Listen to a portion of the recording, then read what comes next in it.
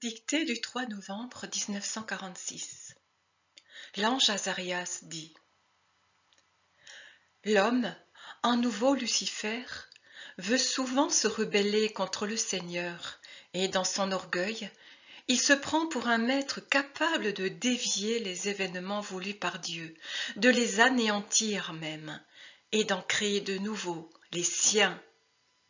Il résiste, crée ses propres lois et s'en glorifie. Le résultat, c'est la douleur.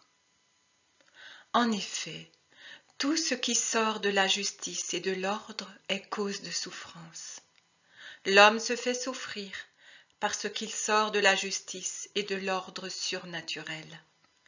Il se punit lui-même, puis accuse Dieu de le châtier sévèrement. Mais le premier auteur du châtiment de l'homme, c'est justement lui-même, car Dieu est tellement Père qu'il n'irait jamais jusqu'à certains châtiments. Les châtiments des hommes sont injustes, car provoqués par des choses injustes. Ces châtiments frappent les coupables comme les innocents, et s'acharnent même davantage sur les innocents que sur les coupables, principaux auteurs du châtiment. C'est leur heure. Satan les protège parce qu'ils le servent à souhait. Mais après la vie terrestre, l'équilibre de la justice sera restauré. Satan ne pourra plus protéger ses serviteurs, ni tourmenter les serviteurs de Dieu.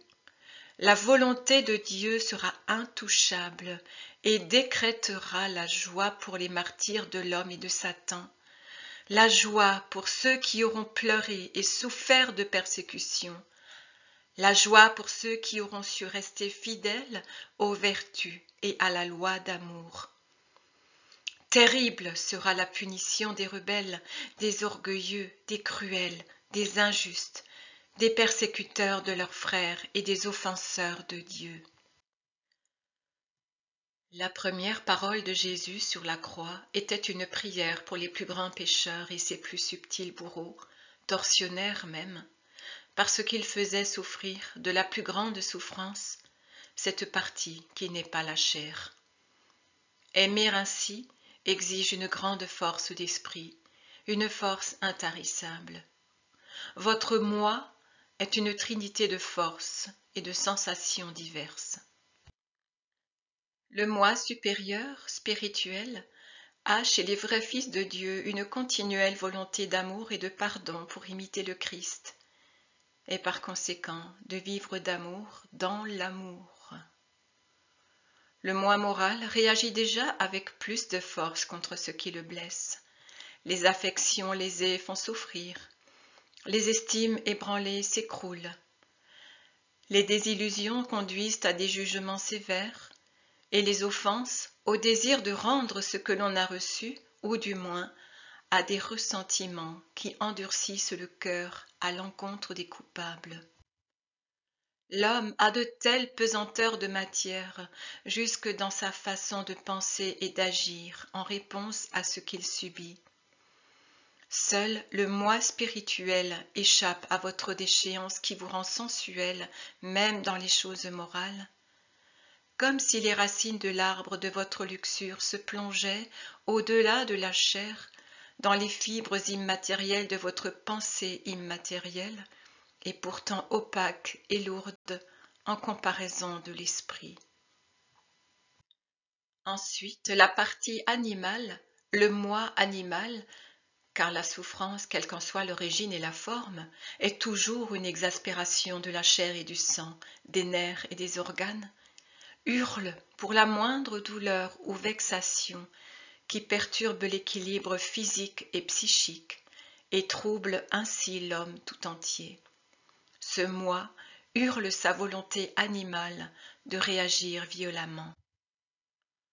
Dans l'homme se cache un dieu et un fauve. Au centre, pour servir d'axe à la balance de ces deux forces opposées, se trouve la volonté, la raison de l'homme et sa condition morale. L'aiguille de la balance est sujette à de continuelles secousses. Elle penche vers le Dieu si les forces spirituelles lumineuses prédominent. Elle penche vers le fauve si les forces obscures prédominent.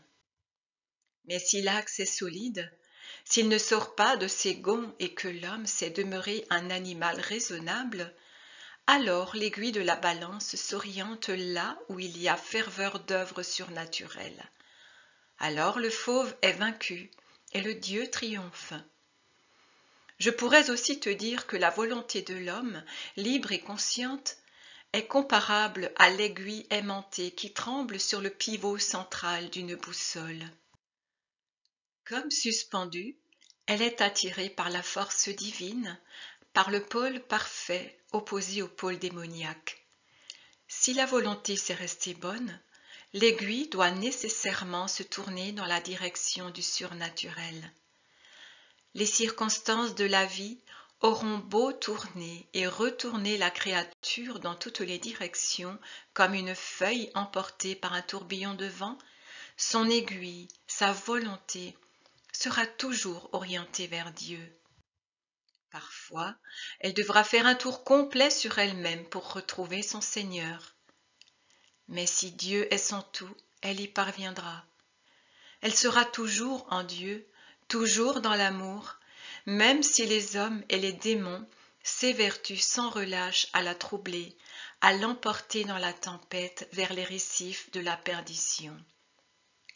Non, si quelqu'un est fort en Dieu, son aiguille ne perd pas son magnétisme, elle se tourne vers Dieu, elle agit pour Dieu, et pour Dieu elle pardonne. Comment obtient-on cette force? Saint Paul le dit, « Revêtez l'armure de Dieu », c'est-à-dire en prenant ses vertus pour en faire une cuirasse. Seules les forces de Dieu peuvent résister aux forces qui vous assaillent, et contrairement aux apparences, vos vrais assaillants ne sont pas humains. Ce ne sont pas les forces latentes de la chair et du sang en vous-même. Ce sont les dominateurs de ce monde ténébreux, les principautés et les puissances infernales qui, en réalité, sont les agents moteurs de ceux qui vous livrent bataille et vous font souffrir. Les hommes, très souvent, sont des pantins manœuvrés par Satan, même s'ils ne le savent pas, même s'ils ne le croient pas. Seuls, ils ne pourraient pas faire autant de mal. Mais, distraits, superficiels et orgueilleux comme ils le sont, ils ne se tiennent pas sur leur garde, ils méprisent les défenses que Dieu leur offre. Nus, faibles, endormis, influencés, ils finissent par être saisis par l'adversaire qui les manœuvre pour faire souffrir les enfants de Dieu. La chair est une autre force dangereuse. Elle est en vous, et c'est un serpent rebelle qui redresse sans cesse la tête. Mais les armes de Dieu la domptent. Faites-en donc usage pour résister dans les tentations qui ont des milliers de noms, qui viennent de tous côtés et qui se jettent si violemment sur l'animalité de l'homme, sur son moral comme sur son esprit. Vous serez alors victorieux. La vérité pour épée, la justice pour épée et cuirasse, la foi pour bouclier. La foi, la foi, la foi. Qui croit à la vie future où l'on jouit de l'union à Dieu et croit aux vérités enseignées ne peut se perdre. Les flèches enflammées, dit Paul, j'ajoute les flèches empoisonnées du malin, sont rendues froides et inoffensives par le fleuve pur de la foi. Foi, force et sagesse. Alors vous aurez l'esprit victorieux sur les séductions de tout ce qui a Dieu en haine. Soyez patient même avec vous-même. Il ne faut pas s'impatienter, même si, malgré votre vigilance, quelque coup vous atteint. Ne dites pas « c'est le signe que je suis dans la disgrâce de Dieu ». Pensez toujours que Satan travaille contre celui qui ne lui appartient pas. Il n'est pas assez fou pour perdre son temps avec ceux qui le servent. Il utilise son temps avec intelligence pour faire le mal là où cela vaut la peine de le faire, Là où il est possible de faire du mal à Dieu, là où laisser la paix reviendrait pour lui à confesser sa défaite, c'est-à-dire que la créature lui a échappé. Satan voit en effet le passé et le présent, mais il ne voit pas le futur. C'est pourquoi il peut se flatter, tant que l'homme est vivant, de faire sien même celui qui à présent est juste. Par sa persévérance, il y réussit parfois. Réfugiez-vous en Dieu et ne craignez pas. Souvenez-vous de Job. Satan défia Dieu parce qu'il ne voit pas le futur et espère la victoire même sur celui dont le nom est déjà écrit dans le ciel. Moqueur de Dieu et du juste, il raillait. Touche à ce qu'il possède et tu verras s'il ne te maudit pas. Le Seigneur lui permit de tenter Job, mais pas de lui enlever la vie.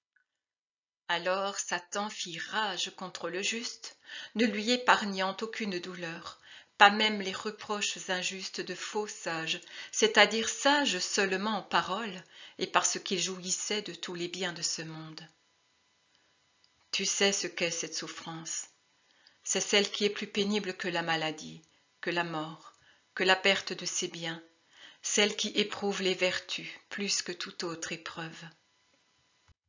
Mais Job, ne t'arrête pas à ses lamentations dans la douleur, car il était toujours un homme. Job resta juste parce qu'il était revêtu de la force des vertus de Dieu. Satan perdit la bataille, et les 3 pantins qu'il manœuvrait pour augmenter la douleur du juste, pour le pousser à des paroles de révolte contre Dieu, furent humiliés. Satan peut agir jusqu'à une certaine limite, mais pas au-delà. Souviens-t'en toujours. Laisse aussi les nouveaux Éliphas, Baldad et Sophar te persécuter. Ils ne savent parler qu'avec leur langue, comme des perroquets ou des instruments mécaniques, sans que leur raison soit éclairée. Laisse-les faire, et ne te morfonds pas dans la crainte que Dieu ne te secourt pas. Dieu vous voit, eux et toi, et il pourvoit. Reste dans la voie du Seigneur, et il sera avec toi. Gloire au Père, et au Fils, et au Saint-Esprit.